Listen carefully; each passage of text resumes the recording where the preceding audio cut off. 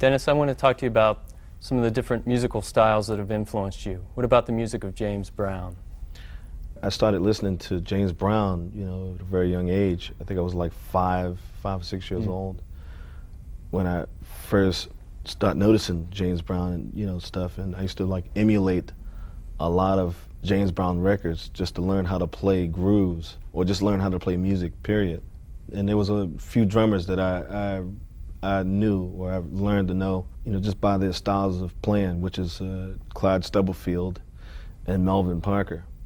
And Clyde, stuck out like a sore thumb to me. So, I found him the most interesting player of all the players.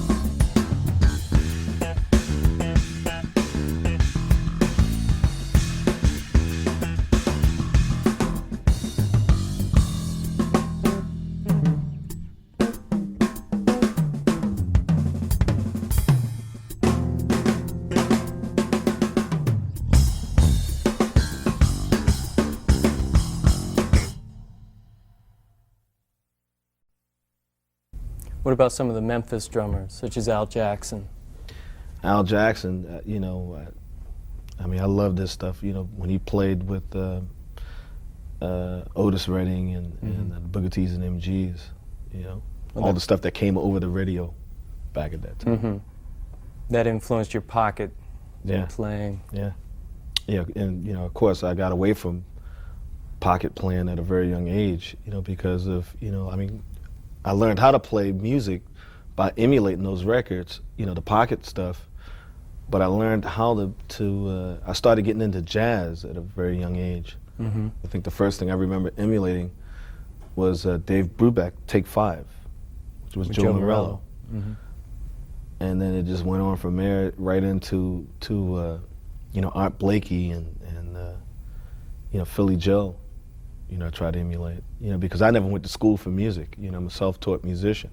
You know, so I got it, you know, I had to get it the best way I can. And the best way I knew how to do it was just emulating those records, because I just didn't know any better at the time. And at the same time you're gigging, I mean, in Modern Drummer there's a reference that you started working in clubs at the age of 6. At the age of 6, yeah. I think I was more of a novelty act, you know. I mean, I was, you know, just little guy they called Little Dennis, who, you know, they used to bring me in these clubs and set me up on telephone books. They used to lower the seat. No, they put a little chair out and they put little telephone books in it, and I would sit behind the drums and play. Couldn't reach the, I could reach the pedal, but I couldn't play the hi-hat at the time. So I was real good at doing that. And then when the cops come in, they would like yank me off real fast. The reason why I could get away with playing in clubs because of my mother. My mother was a background singer for Motown. So she was a sort of like a celebrity. And that was my sort of okay to go in these clubs to play. I was like little Audrey's son. So after James Brown and the soul drumming, who would you say next? Zig and the Meters? Yeah, Zig and the Meters. You know, I don't know which was first actually. Well, it had to have been James Brown first, and then came the Meters. I remember now. You know, when I first heard Sissy Strut, that just like floored me. You know, and, you know, here this guy comes in and, you know, play like you know, this real slick, you know, like hi-hat thing. You know, he did, which was really unheard of back then. It was before Pretty Purdy played his hi-hat thing on Rock Steady, you know. I mean, the open and close hi-hat thing, and with the backbeat being the way it was, I just fell in love with that.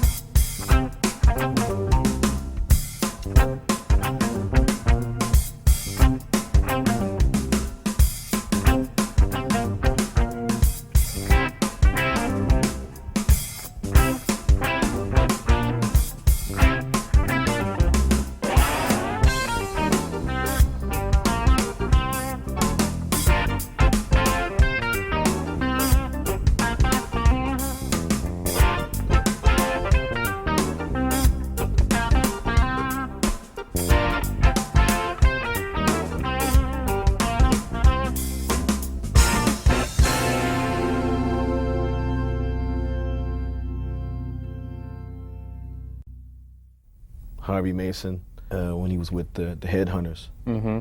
Just floored me. I mean, those records, you know, the Head Chameleon, it was just amazing. Some of the stuff he played on that stuff, and you know, just great playing.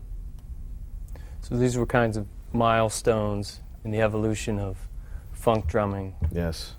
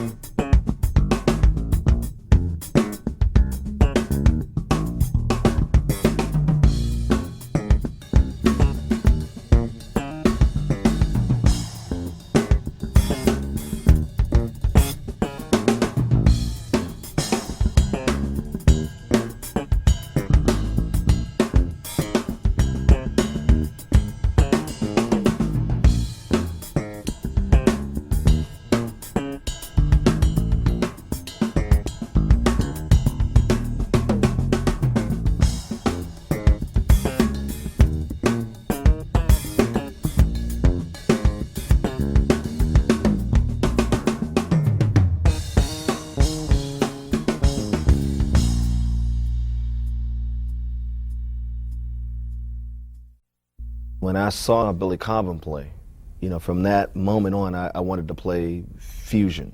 Mm-hmm. You know, I mean, here's a guy who played a right-handed setup and played a left-hand ride cymbal, or had his ride cymbal on the left-hand side.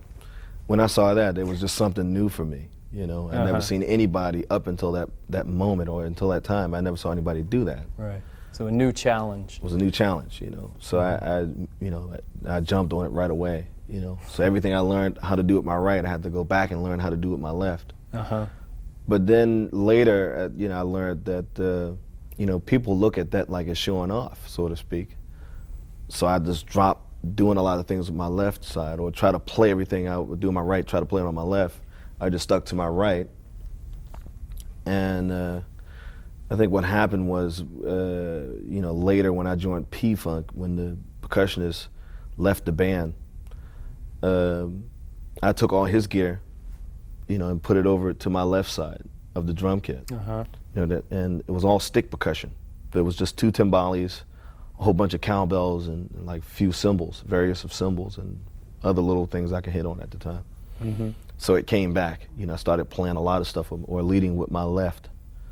You know, because I had to play percussion with my left hand and play the drum kit with my right. Uh-huh. At the same Which was time. easy to do, actually, because I mean, for the drum part, because all George wanted was a solid bass drum playing 4, you know, playing solid 4s, and you just crash on the one with every other one with the cymbal, the crash cymbal. Uh-huh. But you've also got 20 musicians on stage to worry about, and horn hits. And Yeah.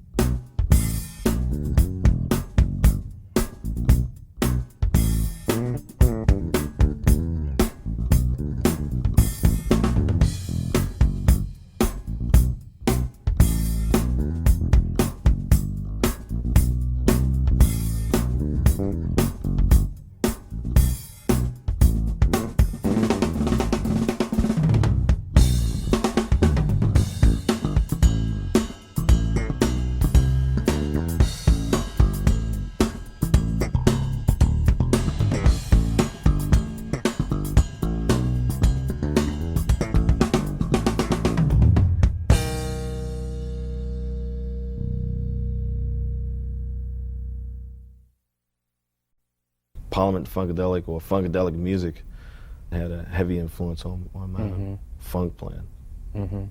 I think that's actually when I learned how to play with a rhythm section.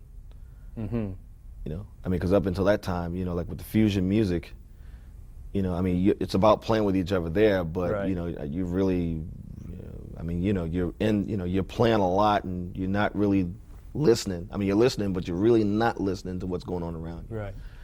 At least when, you know, some of the musicians I grew up playing with, playing fusion music at that time, that's what that was about. But when I joined P-Funk, or Parliament Funkadelic, you know, it was 20 guys, and it had to sound like 20 people on the bandstand.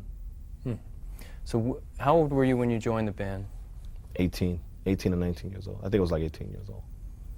And that was your first major touring act? Yeah, it's funny. You know, here I am in, you know, just out of high school, playing in jazz clubs, you know, playing a lot of jazz music and a lot of fusion music. Next thing I know, I get a call or I get a plane ticket to come down to Atlanta, Georgia, you know, to start rehearsing with the band. So, and you know, the next night after that, I'm at Madison Square Gardens. You know, it was pretty wild. I remember, like, you know, the lights would go up, and I look out and there are all these people. I've never seen that many people in my life, you know. And I look down, I have like all these goosebumps, and you couldn't hear, you know, because the people were like cheering, you couldn't hear when you count off. So I would count off, and everybody, the band is like, what? You know, what's going on? You know? So I had to like yell, you know, like real loud to count off the tunes. You know, playing with P-Funk was a great experience for me. How long did it take before you really felt comfortable in that band? 2 months. I felt comfortable in, you know, like being with the band, but I never felt comfortable playing the music until like actually like 3 years. About 3 years after I joined the band. You know, all of it until that time. I mean, I'd spent a long time playing a lot of jazz fusion music, you know, and I mean, you know, like funk, so to speak, but, you know, P-Funk or Parliament Funkadelic is a whole different type of funk thing. You know, all your life you know, you listen to a band that you know, you really idolize for, you know, like in your earlier years, and all of a sudden here you are playing with them.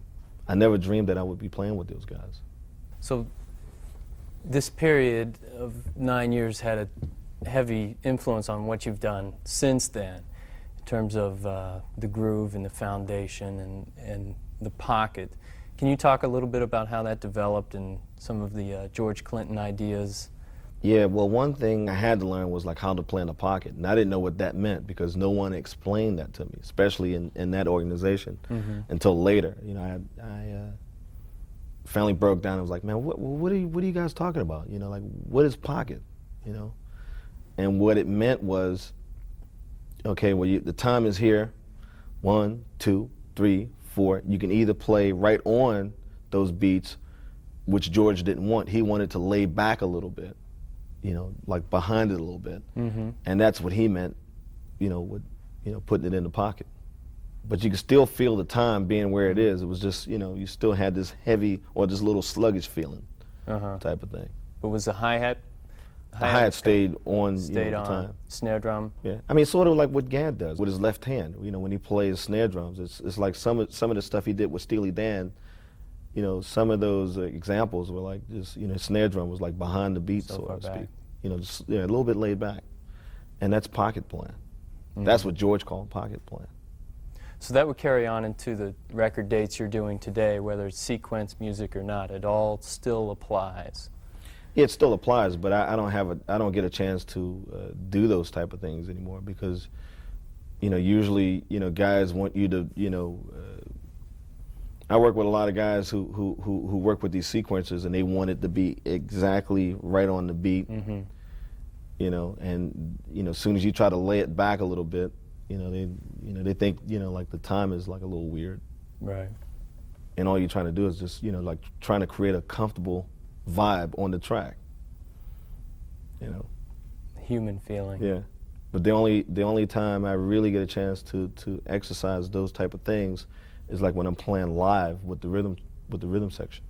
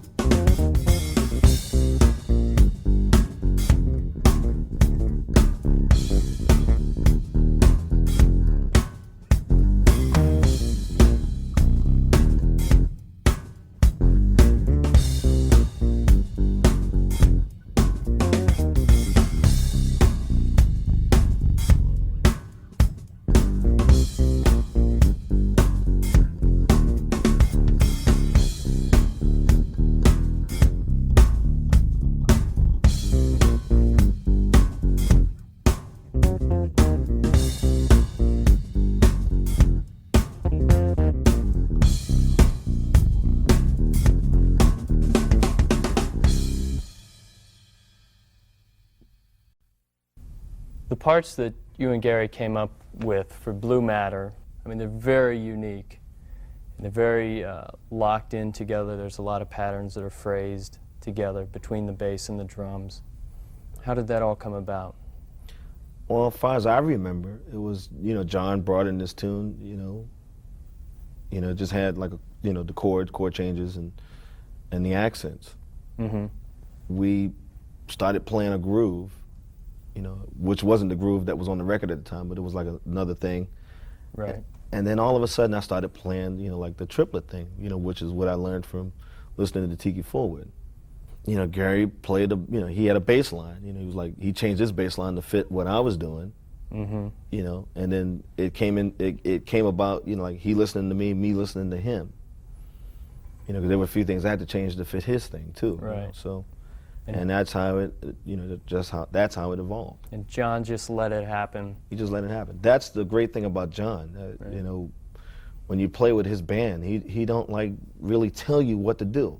He just bring in some music. I mean, if he don't like what you do, he'll say, okay, well, I don't like this. Why don't you try this? But that was just very seldom he would do that. Mm-hmm. I just remember, like he just always just brought in these tunes, and he was like, well, here's the tune.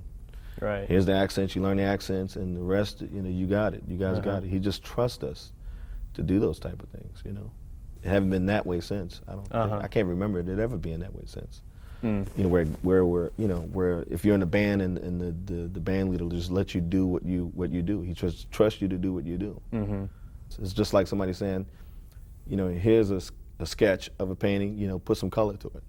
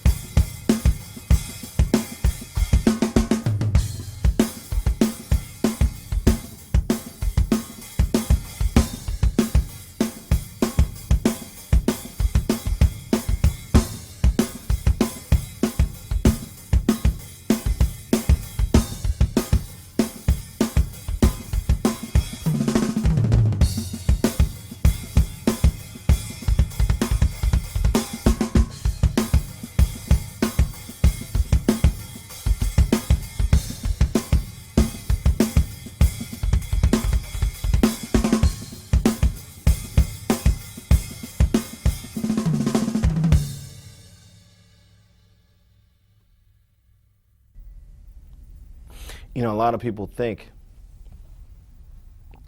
you know, when they hear those triplets on the bass drum, they immediately think that I got that from John Bonham.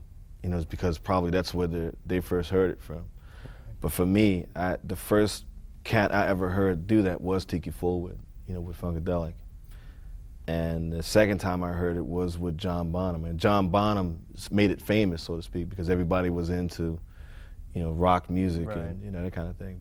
Another time I heard that triplet configuration was done by a guy named Diamond, and he was the drummer who played with the Ohio Players, which he demonstrated some things like this.